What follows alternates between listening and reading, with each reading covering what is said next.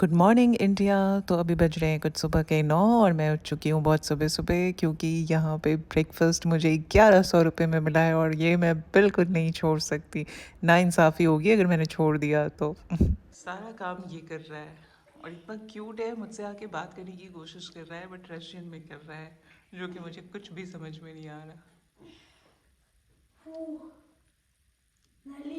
वाह, just great.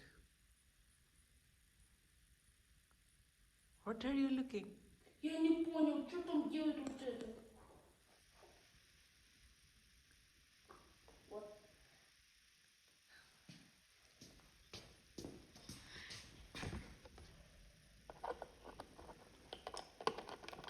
Еще и надо... О, молочка надо долить. Это Okay, full. молочка надо долить. Cutie cutie pie. Я пойду молоко нести. Ah.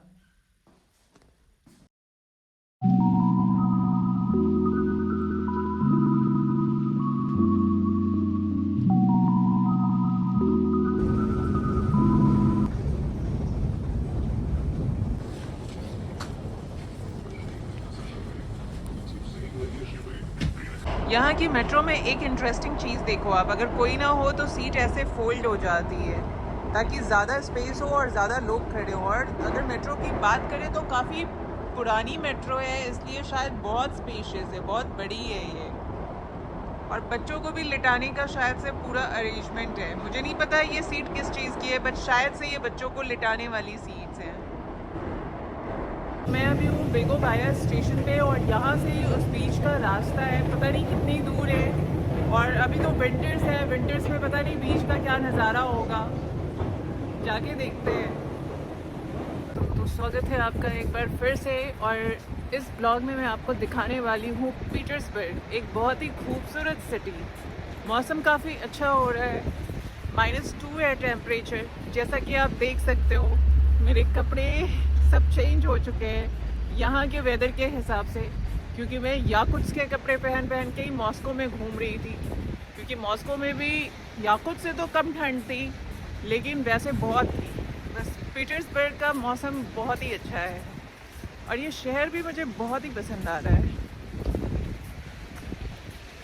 इस बार एक चीज़ बहुत अच्छी हुई कि मेट्रो मैंने सिर्फ 1 मिनट की दूरी पे लिया है, तो आने जाने के लिए मुझे बहुत कन्वीनियंट होगा। बहुत ही सीधा रास्ता है बीच का। ग्रीन लाइन लेनी है आपको मेट्रो की और लास्ट स्टॉप पे उतर जाना है बेगो गाया समथिंग, और वहाँ से सिर्फ 500 मीटर आप चलोगे तो बीच आ जाएगा। पीटर्सबर्ग बहुत ज़्यादा विंडी है, हवा बहुत चल रही है यहाँ पे, लेकिन काफ़ी साइलेंट है मॉस्को के कंपैरेटिवली। मॉस्को यहाँ से 3% ज़्यादा आबादी मॉस्को की है। मॉस्को इनका लाइक कमर्शियल सिटी है और ये रेसिडेंशियल, मेरी नज़र में ये ऑफिशियली नहीं है।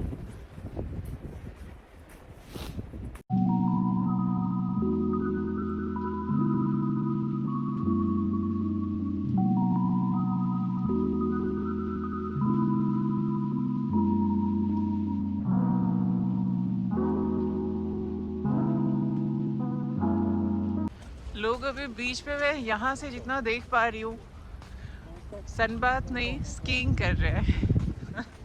अद्भुत बीच है ये, मैंने पहली बार देखा है कि बीच पे लोग स्कीइंग करते हुए नजर आ रहे हैं। स्कीइंग करता हुआ जाता हुआ वो लड़का।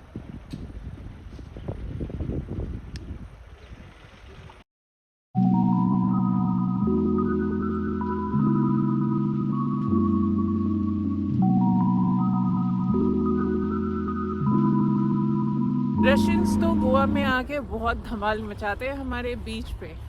आज इंडियन मचाएगा इनके बीच पे धमाल। मैं कोई धमाल नहीं मनाने वाली हूँ, मचाने वाली हूँ। वैसे भी ये कोई बीच का मौसम तो है नहीं। मुझे ऐसा लग रहा है मुझे मॉस्को में 3-4 दिन वेस्ट ही नहीं करने चाहिए थे, मुझे सीधा पीटर्सबर्ग आना चाहिए था। मुझे मॉस्को पसंद नहीं आया। वो जो आप देख रहे हो वो यहाँ का स्टेडियम है, नाम नहीं पता मुझे, बट पूछ के मैं मेंशन कर दूँगी। और ये देखो आप, ये मेरे सामने बीच है जो पूरे तरीके से जम चुका है और लोग उस पर वॉक करते हुए जा रहे हैं। ये देखो आप। और उस साइड में अगर आपको बताऊँ तो उस साइड में फिनलैंड है जो यहाँ से सिर्फ 300 साढ़े 300 किलोमीटर है, हार्डली 3 घंटे की ड्राइव होगी। अगर गर्मियों का टाइम होता तो यहाँ पे लोग खेलते कूदते दिखते, अलग ही नज़ारा होता। बट इस टाइम तो ये बहुत ही ज़्यादा खाली है। मैंने सोचा मैं भी थोड़ा उस रिवर पे वॉक करके आऊँ। कभी भी ऐसे वॉक नहीं किया है। याकुत्स में मैं बस से चली तो थी बट वॉक नहीं किया था। यहाँ पे मैं ये मौका नहीं छोड़ूंगी, रिवर पे वॉक करूँगी।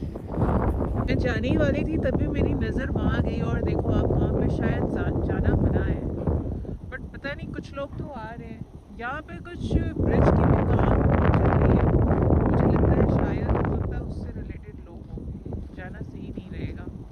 तो ये वो नदी है जो पीटर्सबर्ग को फ़िनलैंड से जोड़ती है। अगर आपको सस्ते में फ़िनलैंड जाना है तो यकीन मानो नदी में 2-3 दिन लगेंगे क्रॉस करने में। आप एकदम चीप एंड बेस्ट रास्ते से फ़िनलैंड पहुंच जाओगे। सस्ती यूरोप ट्रिप हो जाएगी। और क्योंकि हवा बहुत चल रही है इसलिए मैंने इस पे वॉइस ओवर किया।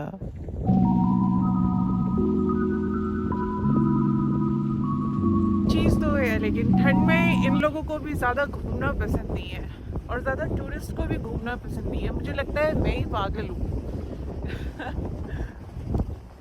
एक्चुअली क्या है, मुंबई में रहती हूँ ना तो ठंड देखने ही नहीं मिलता।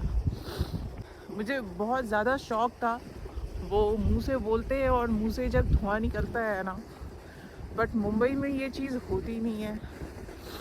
तो मैं वो करने रशिया चली आई, बट अब इतना कर लिया है कि अब मैं उस गर्मी को मिस कर रही हूँ। यहाँ पास में ही एक मॉल भी है तो उसमें कुछ राइड्स भी है, कुछ खतरों के खिलाड़ी के टाइप राइड्स। तो मैंने सोचा मैं जाके देखती हूँ। वैसे काफ़ी एक्सपेंसिव है, मैं करने वाली तो नहीं हूँ। बहुत सारे रशियंस तो मैंने सुना है ठंड के टाइम पे यहाँ से भाग भी जाते हैं, मतलब भागते ही नहीं है, कुछ टाइम के लिए वो गर्म जगहों पे चले जाते हैं। जो थोड़े बेचारे मिडिल क्लास होते हैं वो गोवा जाते हैं। यहाँ पे एक आंटी मुझे बता रही थी ऐसा। और थोड़े जो अपर क्लास होते हैं वो इबीज़ा, बैंकॉक और ऐसी ऐसी जगहों पे जाते हैं गर्मी लेने, जैसे हम लोग जाते हैं मनाली शिमला ठंड का मज़ा लेने।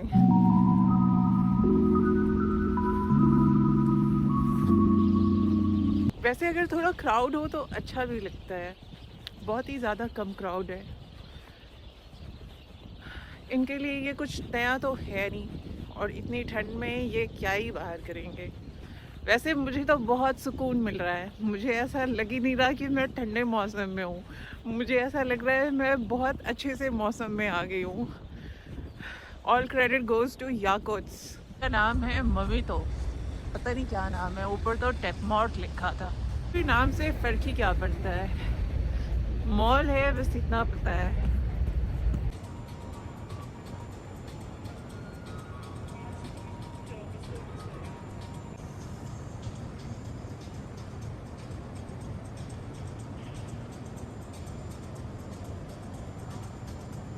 ये चेयर्स की डिज़ाइन देख रहे हो आप, ऐसा लग रहा है फुल लकड़े से बना हुआ है। एक्चुअली लकड़े से ही बना हुआ है। बहुत ही खूबसूरत चेयर है ये। बाहर बीच अगर जम भी गया है तो उससे क्या फ़र्क पड़ता है, इन्होंने तो अंदर ही इनका खूबसूरत सा बीच बना रखा है और जो कि 12 महीने चलता रहता है। और अम्यूज़मेंट पार्क भी है ये लो, और क्या चाहिए। जैसे मैं बाहर ढूंढ रही थी वो तो सारा कुछ अंदर।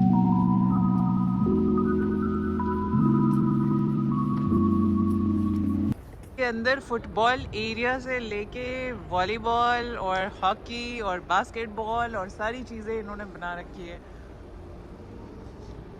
मजबूरी भी है, बाहर तो ये चीज़ें कर नहीं सकते ऐसे मौसम में, तो इन्होंने सारी फैसिलिटीज़ अंदर ही कर रखी है। ये है खतरों के खिलाड़ी वाली जगह।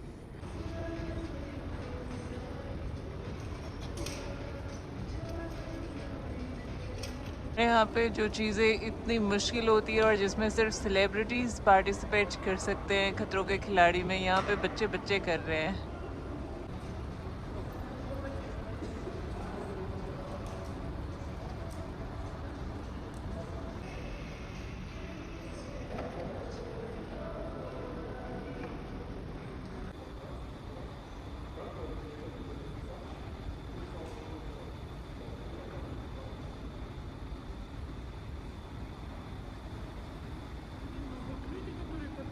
इस मॉल के आर्किटेक्चर पे नज़र डालो आप, क्या खूबसूरत सा है।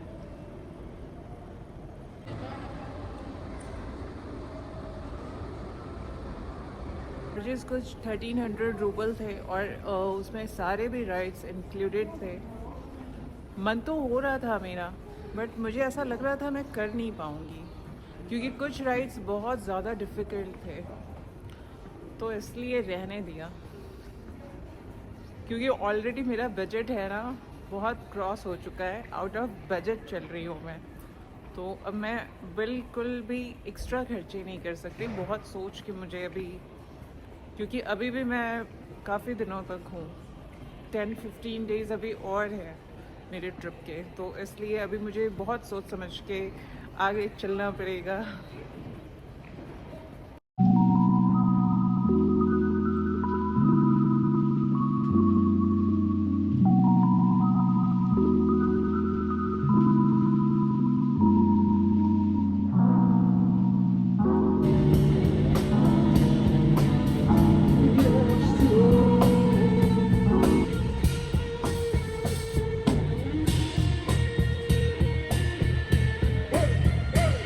अभी कुछ शाम के 5 बज रहे हैं और मुझे लग गई भूख। आज मेरा मन नहीं कर रहा कुछ भी खाने का। बहुत दिन हो गए मैंने प्रॉपर कहीं रेस्टोरेंट में बैठ के इंडियन खाना नहीं खाया, नॉट इवन न्यू ईयर। तो मैं अभी इंडियन रेस्टोरेंट जा रही हूँ जो कुछ 1.5 किलोमीटर है निविस्की मेट्रो से। और ये देखो आप क्या कंस्ट्रक्शन कर रखी है इन्होंने। एक चीज़ में तो यूरोप और ब्रिटिशर्स को मानना पड़ेगा, मतलब उनकी कंस्ट्रक्शन इतनी खूबसूरत होती है ना। ये जो आप देख रहे हो ये रोड, मैं पिछले 500 मीटर ऐसे चलती जा रही हूँ और ये ऐसा ही रोड है जैसा आप देख रहे हो, ये शेडेड। और इधर अगर नज़र डालूँ तो ये देखो आप, और ये पता नहीं और कितना लंबा है। मुझे तो 800 मीटर पे टर्न लेना है। मतलब यहाँ पे पैदल चलने में मुझे बिल्कुल भी महसूस नहीं हो रहा है, यहाँ पे मज़ा आ रही है मुझे पैदल चलने में। वरना अब तक याकुत्स्क में, मॉस्को में बहुत जल्दी थकान हो रही थी, यहाँ पे मज़ा आ रही है। 10 मिनट की वॉक के बाद मैं पहुँच गई मेरे डेस्टिनेशन लिटिल इंडिया। जाके देखते हैं अंदर।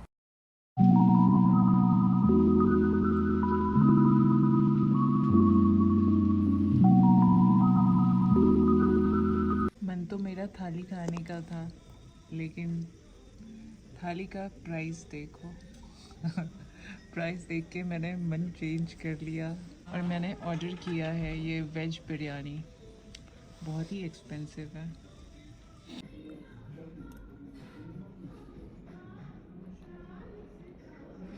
ना तो इतना अच्छा नहीं लगा मुझे, तो इसलिए बच गया तो मैंने पार्सल ले लिया। फेंकूं क्यों। और एक और इन लोगों की चालाकी, 10% टैक्स था जो इन्होंने साथ में मेंशन नहीं किया था। मैंने 400 रूबल सोच के ऑर्डर किया और जब मुझे बिल आया तो 550 का। चलते एक बहुत खूबसूरत सा मार्केट दिखा तो मैं रुकी गई और फिर मेरी नज़र इस पिक्चर पे गई। मुझे ये तारा सुतारिया लगी। आप लोगों को भी अगर तारा सुतारिया लग रही है तो प्लीज़ मुझे कमेंट में बताना।